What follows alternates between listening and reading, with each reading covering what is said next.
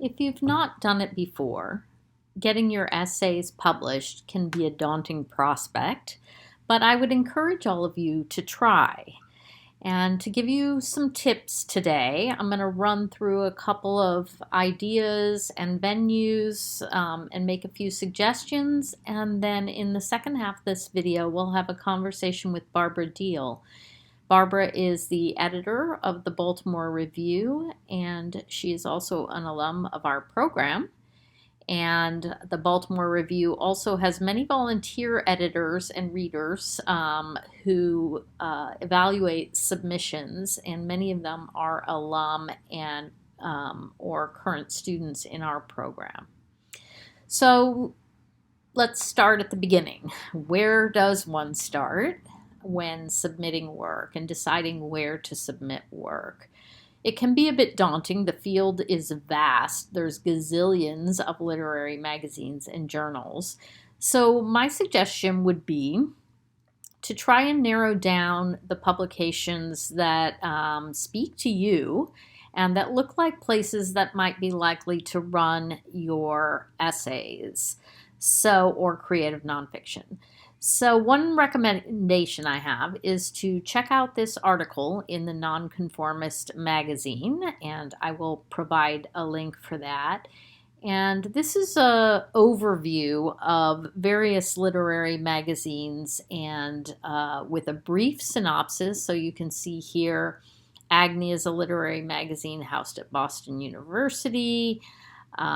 It's for publishing important new writers early in their careers, many of them translated into English for the first time, talks about when the magazine appears, and then has some guidelines that you can click on. Same here, this is just a sample page from that article with the Alaska Review.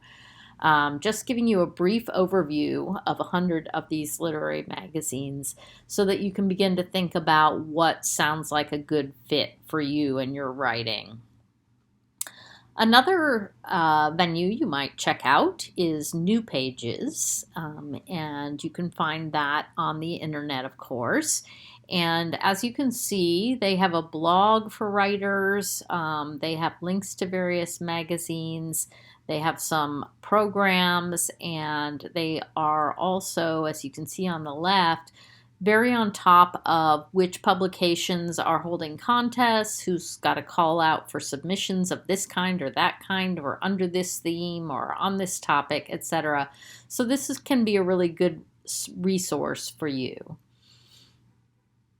Another resource you might think about looking at is Poets and Writers, and like New Pages, there is a lot of information on this page about contests and other submission guidelines, a little bit of information about all of the literary magazines and what they're looking for.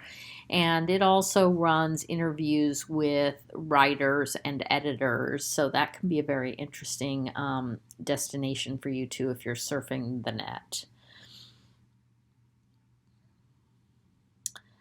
So, how to get started with Submittable. So, pretty simple. Go to submittable.com, create an account, and once you've done that, you can see that you can submit easily from that page. You can keep track of all of your submissions and the dates, as you can see from this page of mine, my submissions.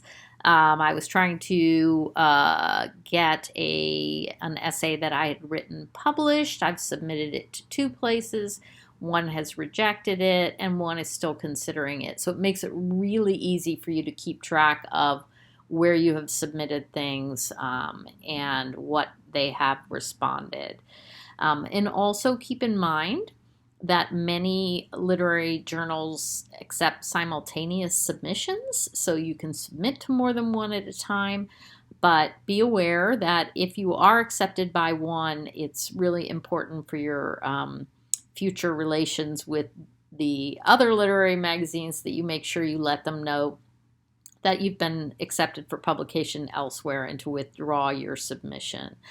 You can also find on Submittable links to all kinds of contests that are going on right now, including, what the fees are and how to submit your work, etc. So that can be a really great opportunity.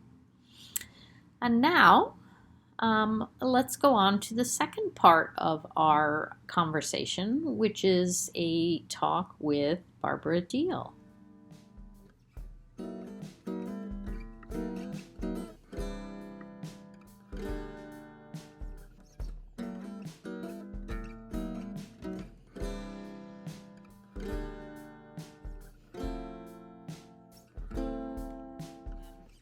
So I just had kind of a couple of general questions that I thought might be useful for writers who have either never submitted work before in the past or who are doing it for the first time now. And so in general, I just thought it might be useful for them to have a sense of what it's like behind the scenes of a literary journal such as the Baltimore Review. And I think you have about 15 to 20 regular readers. Is that an accurate? Usually at any time, around 20-ish. Yeah, and then a couple of interns who are also helping, right? Right.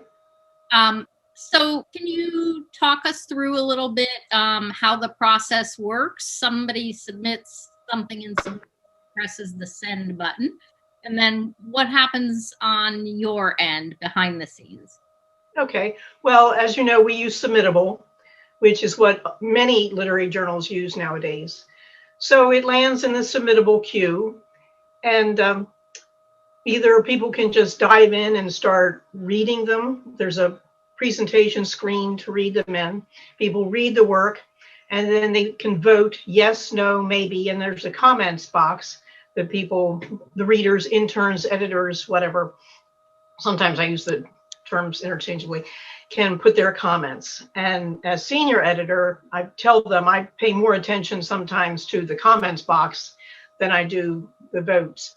And then people can either assign it on to someone else if they think it deserves further attention, or if they're voting no, they just vote no and leave it at that. So that's kind of what happens. And then eventually I make a decision whether to accept or decline the work. And and that's all done out of Submittable. Mm-hmm. And what are the sorts of comments that someone might make about a work that they would like to see in the Baltimore Review? So like what kind of comments would a person make in that box to recommend? Oh, sometimes it's snap this up quick before somebody else gets it. And in terms of students who are looking to submit, and I think it can be a little overwhelming sometimes because, you go to Submittable or you start to look at various lists, and there's so many journals out there.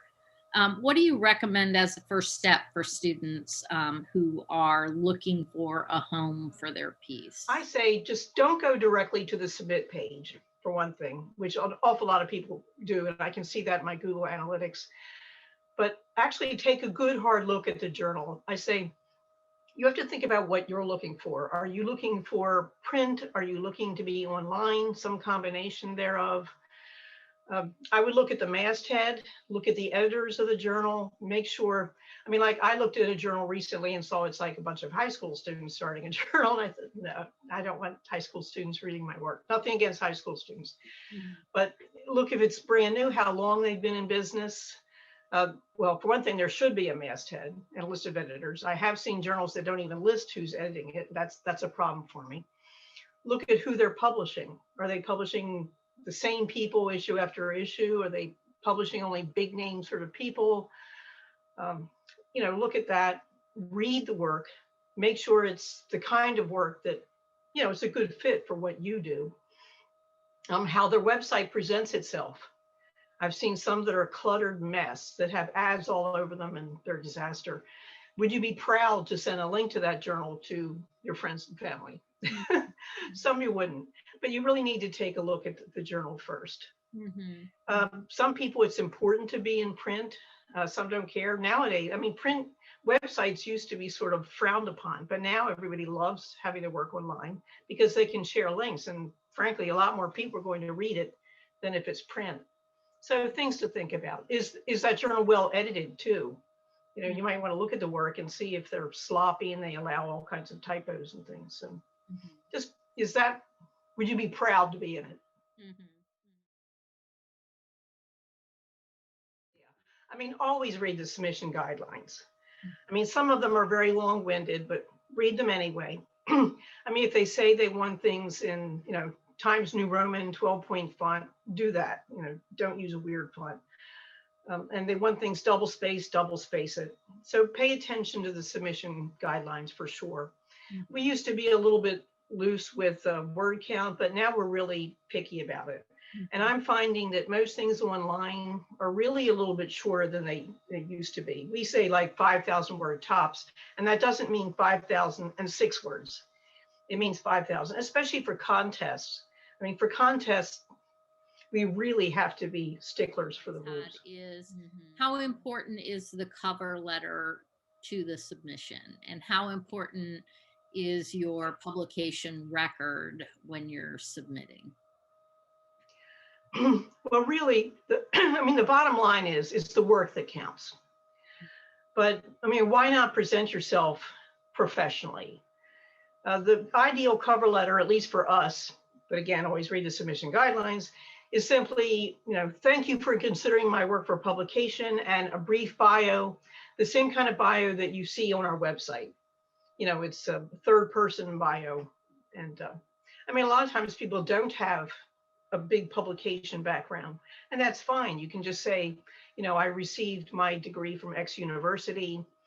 And yeah, but I tell people, please don't put a whole lot of personal stuff in there. I mean, I don't care about your pets, you know, your illnesses, your financial situation, that you like to take long walks on the beach. You know, I mean, it's not like a personal ad. Keep it brief, professional. Thank you for, sometimes it's very nice if I see something like, I really enjoyed your last issue. I mean, that's nice.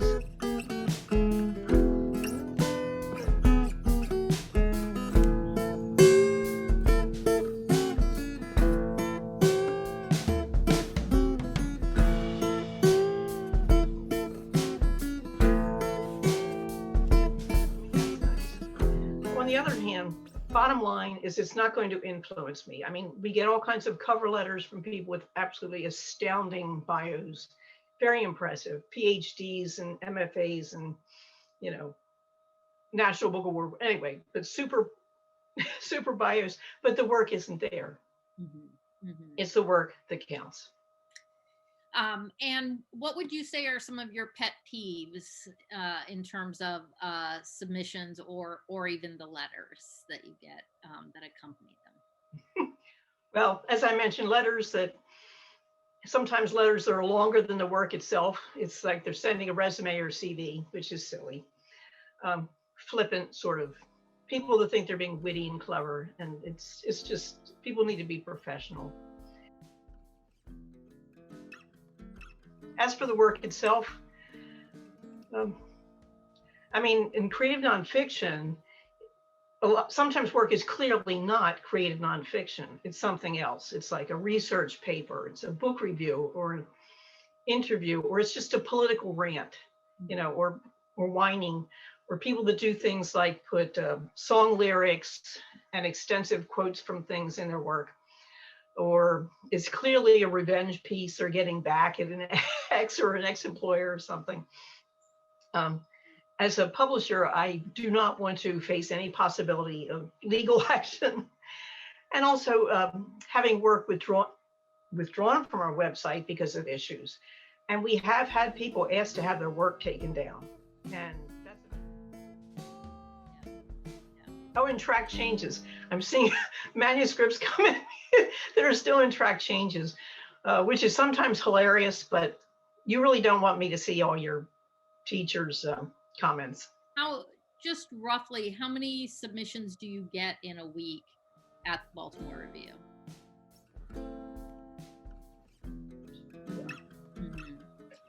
So hundreds of submissions a week kind of lead me to my final question, which is how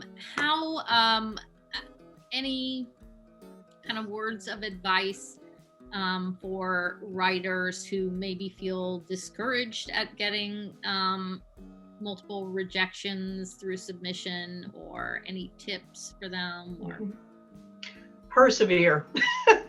Just keep sending it out. I mean, if you really believe in your work, you really feel strongly about it, and you think that you have revised it, edited it, you've read it out loud to yourself, sounds great, good flow, it's fine writing, just keep sending it out. Don't send it out to one publication either. Send it out to several. I mean, don't, send too many out to, as you know, we get too many submissions as it is. But understand how many submissions people are getting. Mm-hmm. But just really revise your work. Get friends to read it. Belong to a group if you can that will give you feedback on your work. Mm-hmm. But don't give up. I mean, a lot of us have sent work out, and I hear stories about this all the time. Somebody will say, I sent this story out 23 times and it got declined, and it just got accepted today. So, or I wrote this 10 years ago and I've been trying to get it published, and I finally did. Mm-hmm. Another thing. That way you get a real look at the other end of it. And I think it's helped a lot of the people who have interned for us or just, edited for us to improve their own work. I mean, I now look at stories and I think, oh dear, my story really got off to a slow start. And when people are reading things online, you've got to suck them in really fast. Mm-hmm. You do. So you kind of see where people go astray. So shall I share your contact information if anybody is interested in volunteering? Certainly.